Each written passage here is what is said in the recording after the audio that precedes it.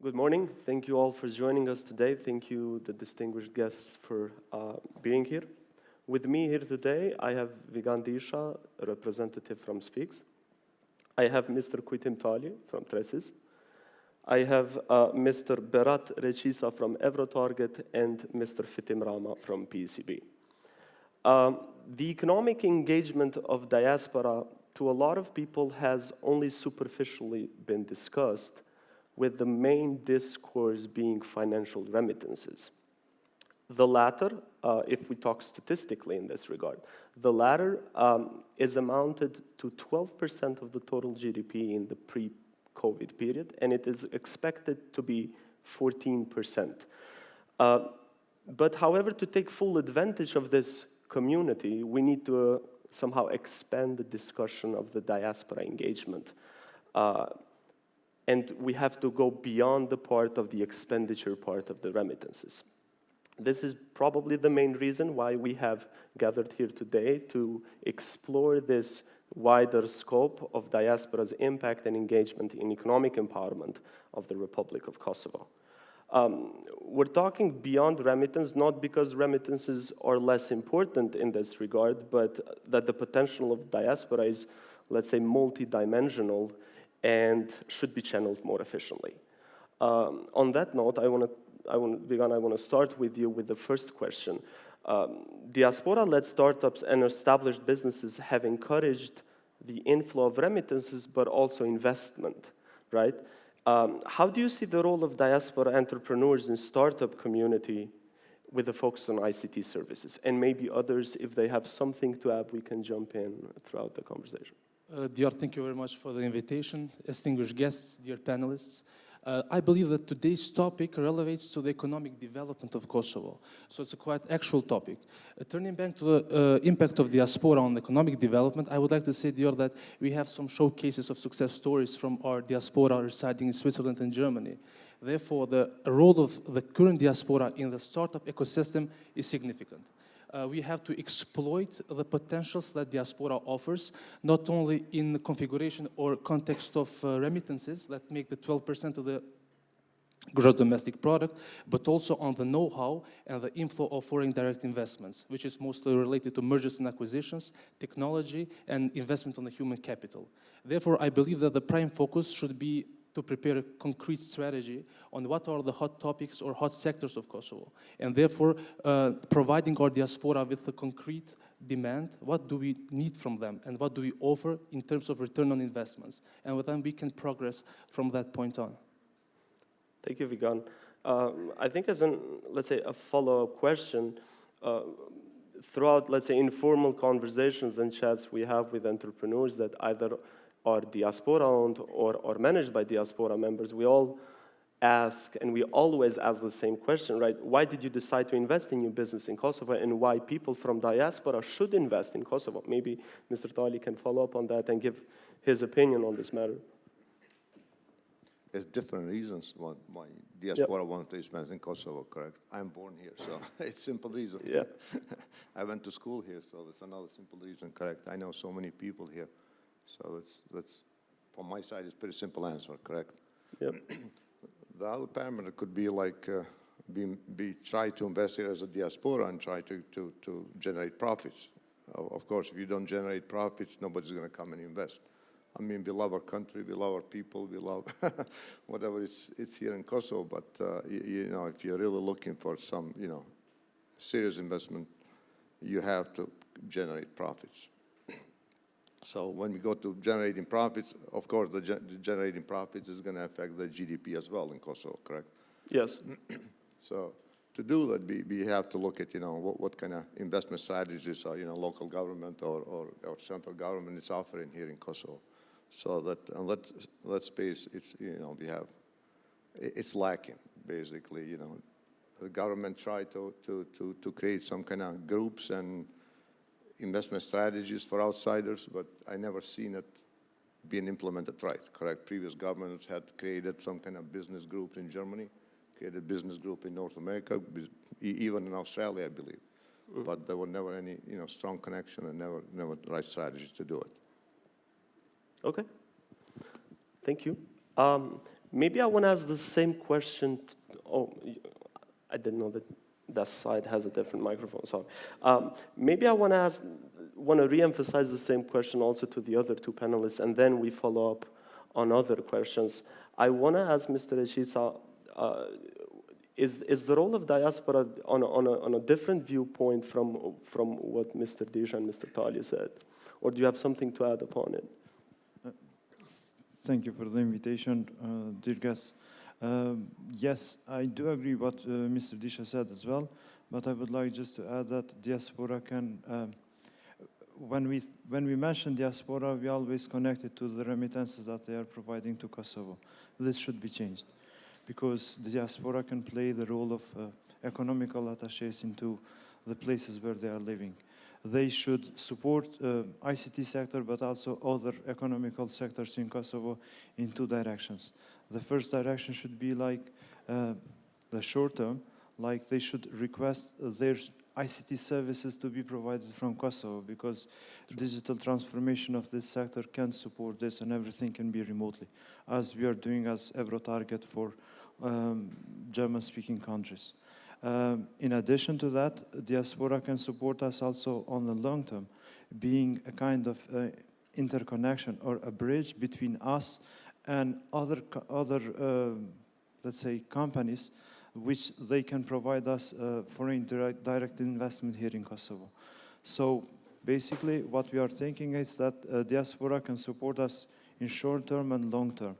And yes, they should work more on that, and not only thinking on remittances or only thinking on the incomes that they are providing to the economical sector in Kosovo by, let's say, purchasing real estates like flats or houses. Yes. Thank you, Dior. To add to what my fellow panelists said so far, I completely agree with what has been said.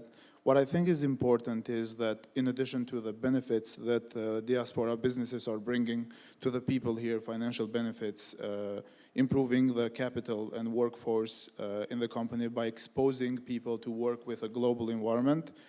Something else that I believe diaspora could contribute to help is to improve the image of Kosovo that it has to other markets. At PECB, we work globally through a global network of more than 2,000 resellers worldwide. And one of the most common challenges that we have is that many people either have lack of knowledge or they have misguided knowledge about Kosovo and what could be provided here. So one of the first steps we have to do is to explain that, yes, Kosovo is a small country in Southeast Europe, but we have highly educated people who are competent and who can provide services worldwide. So in addition to, of course, this goes both ways from diaspora businesses, but the government that may help on this. But I believe if more diaspora businesses invest in Kosovo, eventually this is going to improve the image as well. That will contribute to even further development of the people and of the businesses here as well. Thank you for your input. Throughout, let's say, the professional people being involved in either ICT sector, but also on the sectors with high potential on exports, diaspora-owned firms or firms being managed by diaspora members are often seen as first movers, right? This terminology that they not only bring money with themselves and, let's say, capital investment, but they also bring operational and technical know-hows, which somehow they spread around this information about their homeland also to their potential investors, potential buyers, and that. And knowing the story of SPEEX in this regard, what is your experience on that? And do you guys think of yourself as first movers in the industry that you're currently operating? Dior, that's a brilliant question. Basically, SPEEX established itself in 2008 by Mr. Fikret Morati. It was the first movement because being a pioneer in the industry means you have to overcome a lot of hurdles, a lot of obstacles, such as institutional ones, labor ones. But with a lot of drive and passion, and also taking into consideration the comparative advantage that Kosovo has, the geography, the young labor force, the fiscal policies, made these hurdles to be overcome more easily. And now SPEEX meaning 12 years later, employs more than 1,500 employees and is present into 5 main cities of Kosovo. Therefore, the hurdles can be overcome if there's a concrete vision, if there's a clear strategic plan, and management of funds, basically. Okay. Yeah. Yeah. Now I want to talk about something, or if others have to add upon this point of first movers being, let's say, pioneering in the industry or joining that new wave of development, feel free, Mr. Rama, Mr. Reçica, Mr. Tali. I guess to add to what colleague said, of course, 3CIS started in 2008 as well. And the biggest challenge in 2008 was that finding the right talent at the time. I guess I'm speaking from my, from 3CIS perspective. We cover the major world telecoms. So getting the right talent to do what at the time was pretty difficult. So, but since everything changed, you have many universities, the curriculums change in schools. We were able a little bit to basically to influence even the way the universities start teaching the specifics. And so starting as you said, early movers, correct? First movers, yes. Early movers, first movers. The biggest challenge was like, I would agree with you, it's like to explain people that, people in Kosovo have the quality to do specific tasks. At the time we were involved with major telecoms like AT&T and Vodafone. We were, designing and implementing 3G and 4Gs for them. Kosovo didn't have any 3G, 4G at the time. We were still in 2Gs and Edge. So that was one of the biggest challenges for us to explain world that we can do things out of Kosovo. Right. But things change, so it's yeah. So I think much better. Yeah. So the originals, the pioneers of the industry, have to be also this lobbying party from where they come from, and let's say in a way to convince other potential buyers and investors that yes, we can do this and we can provide such a service or we can sell such a product. Correct, that's correct. But it's not even investors. I mean, you have to convince your customers Yes, that you can do it before you even get to investors. You have to find the customer to do it. All right. Thank you. Thank you, Dior, for the question. Yes, diaspora played a good role for economical development, even before the war, during the war, and also supported Kosovo all these years. Yes, we are also another good example as EvroTarget, since the founder of this company is living in Germany, but they have invested in Kosovo because, according to his opinion, it's like it is now a patriotism to make a development of Kosovo through employing young generation here. One of these examples can be followed from other Kosovars living in diaspora, that they could bring their investment here in Kosovo, not only to make a short-term contracts on services, but also to think about, same as Mr. Disha mentioned about SPEEX, and also Mr. Malusha, who founded EvroTarget, to think of investing here in Kosovo. So to make a kind of long-term economical development for the young generation as well. This is what I think. There are two questions, two parts of your question. One that is related to the first movers and the impact in others that I'd like to further elaborate. It's always, of course, more difficult when you are one of the first movers, because you have, like Vigan mentioned, there are some challenges which may seem easy, the paperwork and government, but then you have to go through them, that you open the door for other people. For PECB, apart to all the operational issues, it has been because we were the first movers in the training development, specifically for the ISO industry, which is still one of the challenges, is that it's difficult for us to find people who have knowledge on the ISO standards and to be able to develop training and to work with this. So we knew it from the beginning that investing in Kosovo means that we will have to have quite a comprehensive onboarding program to prepare people to work in this industry, and, for example, to develop training courses that will be used worldwide. And in the early stages, the founders, one of them is Canadian, one of them is from Kosovo, Fatan. He was one of the main reasons why the investment was in Kosovo. There were many options, and there were employees in other locations as well. We had in Cambodia a freelancer, we had in Barbados in different offices, but the one in Kosovo showed better results. That's why we are still operating here. But one of the main challenges is the change of culture, because when we invite people to work with us and to develop training, we want to expect the best from them, because that training material is going to be used by people who are too important for the material to be weak. So the changing culture that even though you're working from Kosovo, you're expected to deliver a product or a service that is competing with other players worldwide. But this is good when it happens because that it opened doors for other people. And in the case of PECB, because we work with many partners worldwide, we have had many cases when some of these partners were also interested to invest in Kosovo, because they saw the case study of PECB, that we can find competent people here. And of course, it goes without saying that because of the low cost structure, like Kujtim said, it allows us to develop faster, so they want to replicate the same story. So it contributes even further to bring other people to see that, yes, Kosovo can work, and then we can do it as well. Thank you, Mr. Rama. I want to continue our discussion on a very complementary topic that we have currently, let's say, touched upon. Kosovo will most likely remain an exporter of smart and educated people in the future, being that is our competitive advantage in some sort, right? We're providers of services, we do some product development in regards to the ICT sector. And brain drain is one of the biggest issues that companies operating in such sectors face. What is your opinion on that? And let's say, have you explored any ideas to tackle such challenge?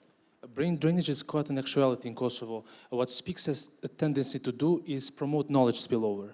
What we basically do is hire experts from Switzerland and Germany, being diaspora ones, and also promote the local capacities of human capacities via trainings, being that on-job trainings or extracurricular trainings, offering decent labor conditions, not only salary-wise, but also social benefits, and making every employee feel part of the company, feel part of the family, is one of the main secrets, I believe, from SPEEX, being a personally involved there, is that basically promotes the corporate values. You become attached to them, and you progress from that point on. Therefore, our recommendation is that the private sector should upgrade their labor offerings for the youngsters, make the sectors convenient, not only salary-wise, but also for more long-term sustainable perspective, and also promote the sectors. Today, I'm talking about the business process outsourcing sector, an emerging sector, which emerged from the roots of ICT and now has become an independent sector that not only has a positive trade balance, but in terms of economic development, it's creating the middle strata, so the middle social layer with the purchasing power parity. Yeah. And you have a difference there. You have triple the average salary that the Kosovo has.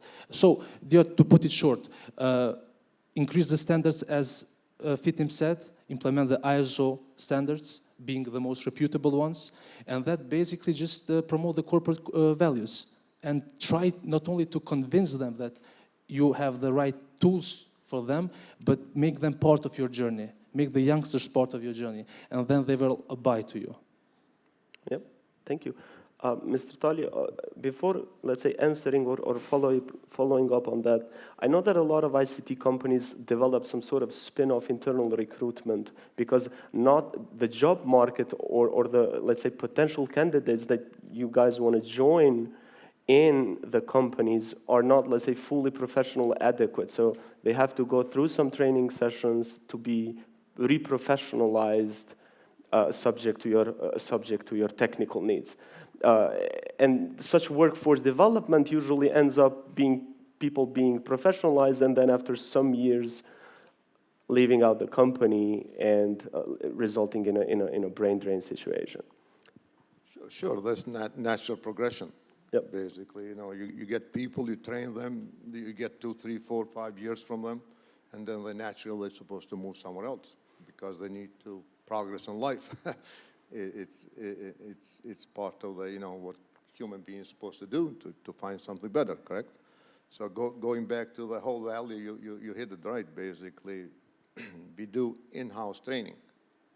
We cannot find the specific talent for specific technology. We provide service on them, correct? So let's take it, and I agree with you, you know, that we have to make the, you know, life better for all our employees or our colleagues or our, you know, whoever is involved with our company. Sometimes you succeed, sometimes they see something else, and sometimes it's not only salaries. You know, they want to just be challenged on something else. Our issues are different, basically. You know, like you said, the brain moving away, moving out of the country, correct? You take people, you train them on 5G. Right now, we do 5G deployment for T-Mobile in US, correct?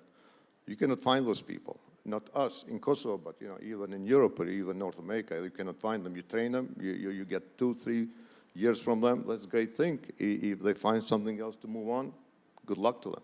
So it's part of the evolution of the professions, correct? It's inevitable, right? Of course. Actually, I do agree with both panelists. Yes, each company has to think about creating a culture of making each team member like to feel the spirit of the team, to be part of the family. We as EvroTarget, beyond that, we started also with a kind of digital transformation within company in order to be more or nearer to our employees. In addition to that, yes, there is still fluctuation within companies, because in general, what we have seen from our experiences, like the unemployment rate for, let's say, German-speaking youngers and also software developers is very low. Like, I can probably say less than 1%. And this makes them to find or to look for better opportunities.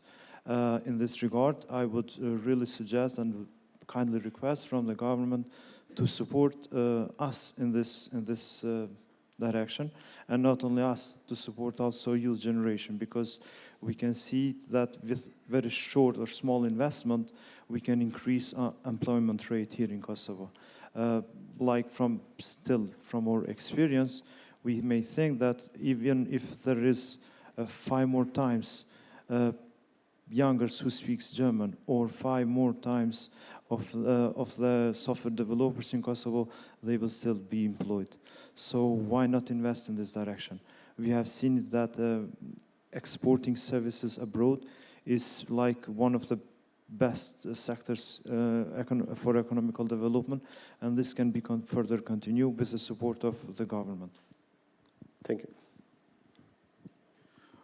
What I think is that brain drain is not an immediate danger for this ICT sector where diaspora businesses have invested in Kosovo, because thankfully we live in a reality where we see that many of the businesses, including the businesses that are present here, provide great working conditions for their people. And if you make life better for everyone, including your salary, the culture, training, professional development, and access to do things that they wouldn't do otherwise, like access to traveling, business travel, anything that people may need, is generally they tend to be happy and they stay. And I'm pretty sure that many companies that are in the ICT sector, including these ones here, their staff members can leave whenever they want, but they still choose to stay because they have a good salary, a good job that they like to stay.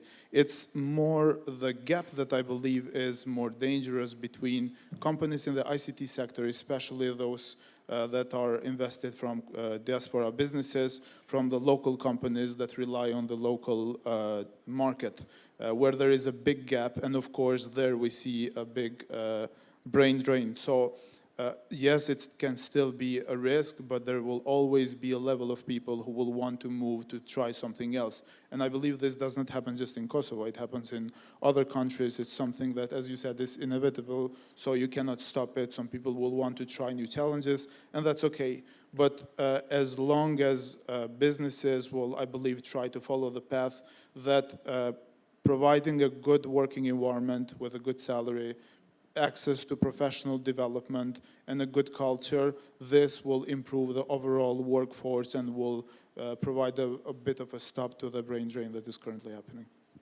Thank you for your inputs. I want to shift a bit towards the transnational entrepreneurs, right? By definition, individuals that migrate, so transnational entrepreneurs by definition, are individuals that migrate from one country to another, concurrently maintaining their business related linkage between two countries.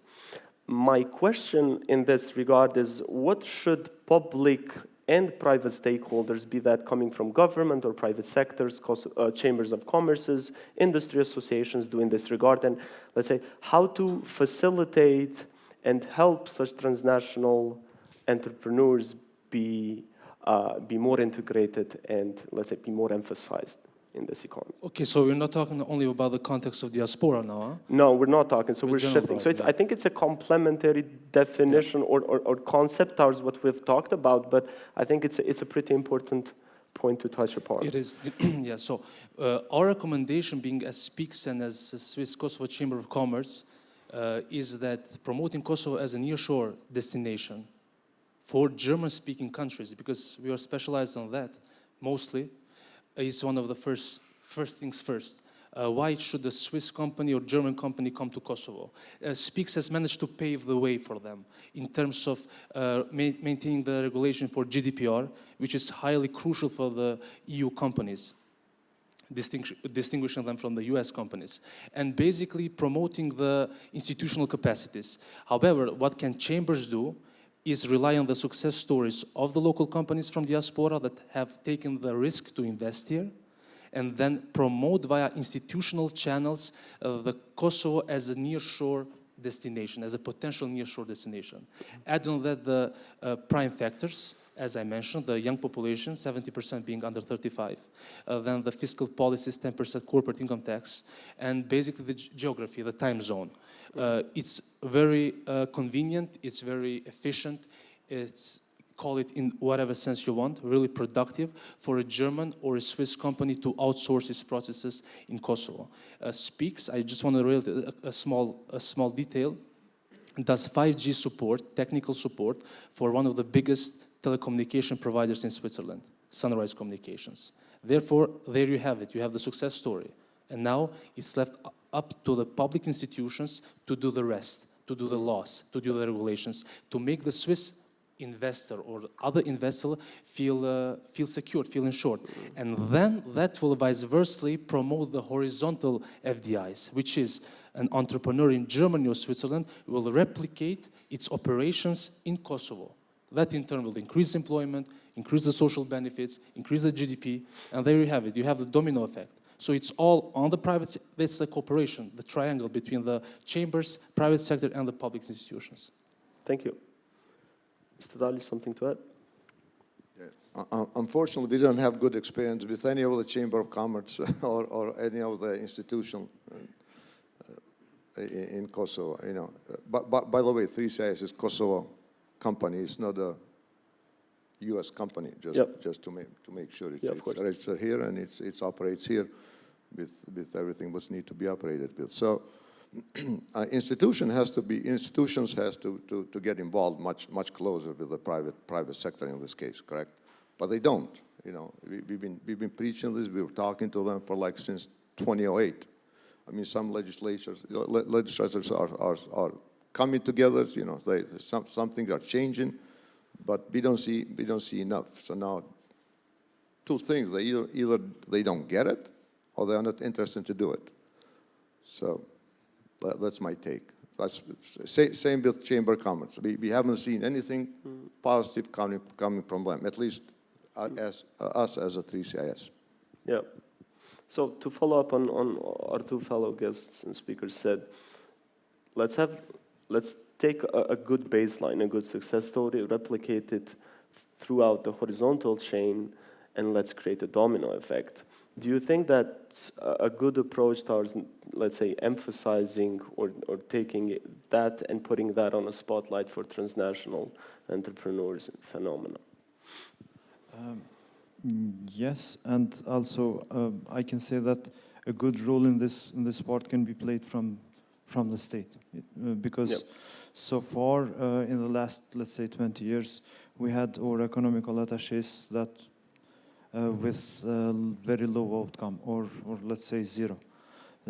Everything what was developed from all companies that we are presenting here are on their own without the support of the state, which is wrong. Because, and it is even more challenging because image of Kosovo is not the one that we wanted.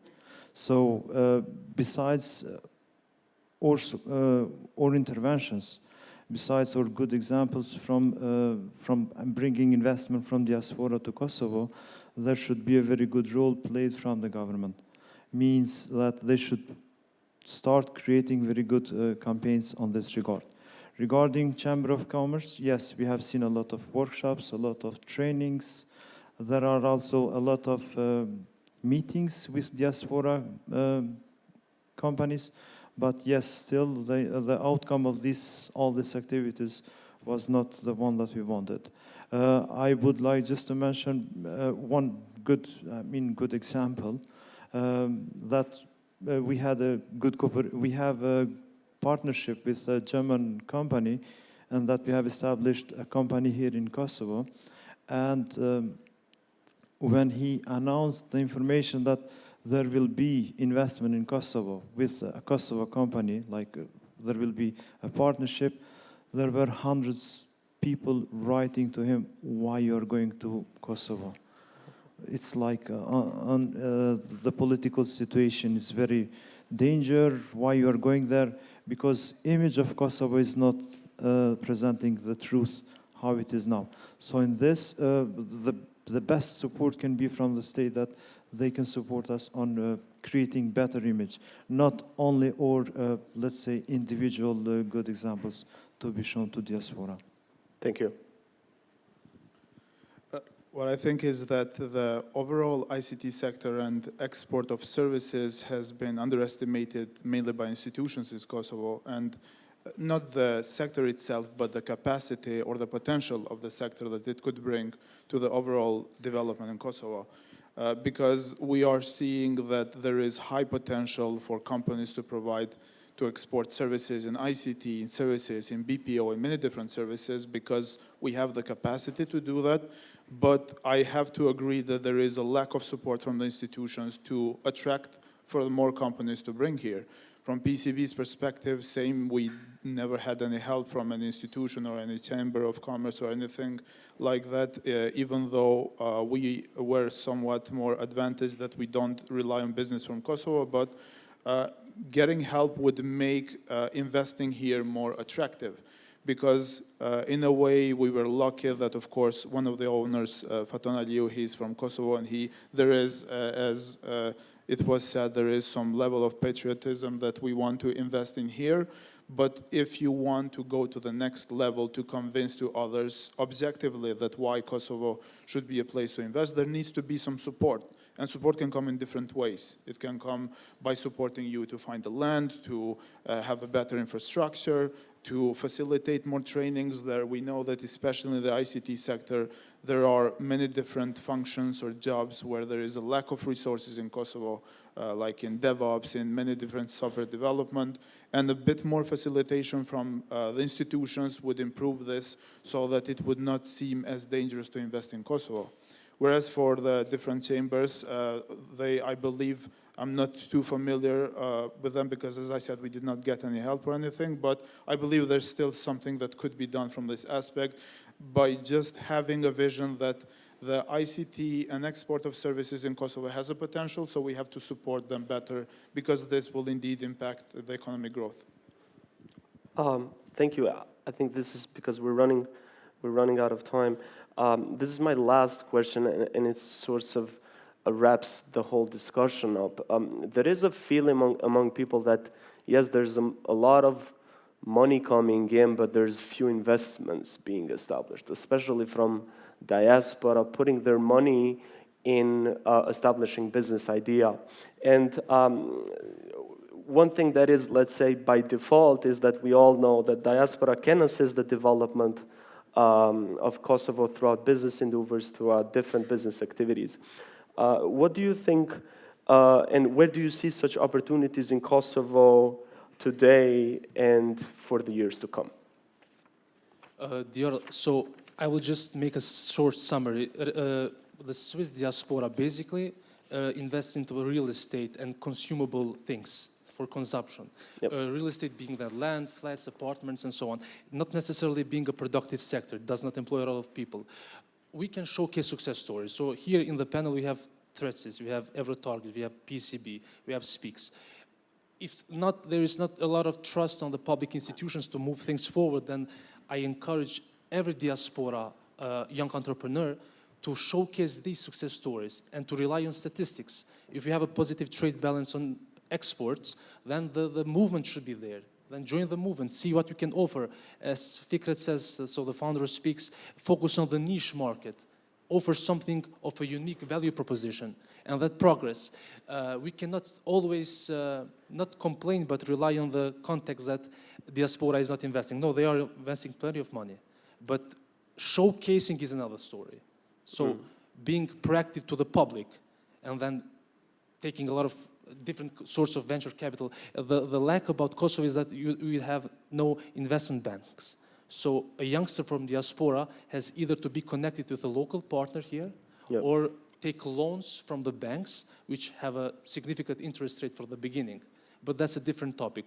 I urge and encourage any young entrepreneur, being from diaspora, to connect with the Kosovar businessmen, venture capitalists, and to see means of cooperation, maybe by offering some of unique value propositions, some niches to these companies, and then paving the way through the market. Kosovo, by the way, offers tremendous potentials for every youngster out there. Therefore, it's one of the hot spots in Balkans to be, and we as SPEEX see a lot of potential in Kosovo.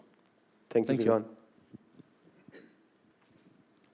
Yeah, definitely ICT is the future of Kosovo. It's no doubt about it, correct?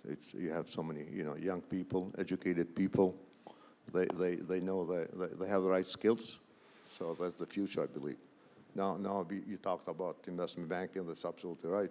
No investment banking at all. Basically, you have to take your house and whatever they do in the bank, you put it in as a to guarantee with your house or with your cars or with your family, whatever goods they have. So that's one of the biggest issues, really, investment banking here, I think, for the industry to progress much quicker. So. Thank you, Mr. Tali. Yes, I'm still coming back to what I said in the beginning. I would really kindly request from our diaspora not to invest in real estate, to invest in something which will be longer. This business, as it goes, probably will die in next 5-10 years. Mm-hmm. So why not to invest in something that will last much, much longer? Yeah, so the sustainability clause of the, right? Yes, and which is even worse, we are getting remittances from diaspora. We are getting this investment from diaspora while we are not producing anything. Still, we are giving this money from diaspora to neighboring countries by purchasing products. This shouldn't be happening.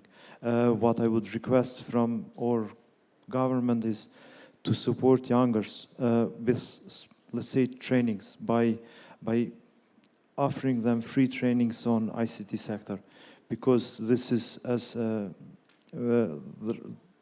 panelist from PECB mentioned, this is the future of Kosovo, since Kosovo has the youngest generation in Balkan and also in Europe. Thank you. Thank you, Mr. Reçica.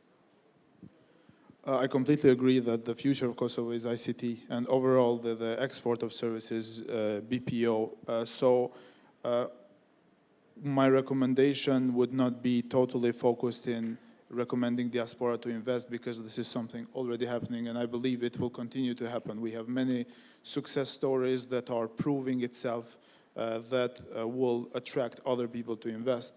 What I foresee as something that we need to work more as Kosovo is to prepare to expedite the process of preparing resources to fit the needs from coming diaspora, because we are a small country, a small population, and we have a big problem that many people are moving abroad, but we still need competent people and trained people, especially in the ICT sector.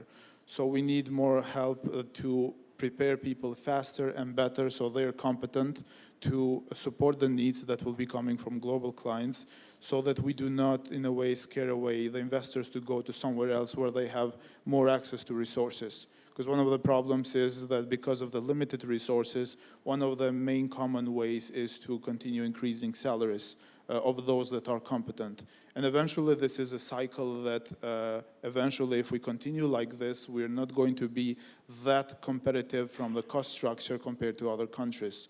So we have to urgently be more aggressive when it comes to preparing people, providing training courses, providing professional development pathways, so we have more access to resources, and that's when we can ask more diaspora to invest. It doesn't have to be just in the younger generation, even though we know that this is the main talent, but also providing interesting career changes from people who may have not considered, let's say, ICT as one of their careers, but providing a facilitated way so they can now consider ICT, because I believe this is the future.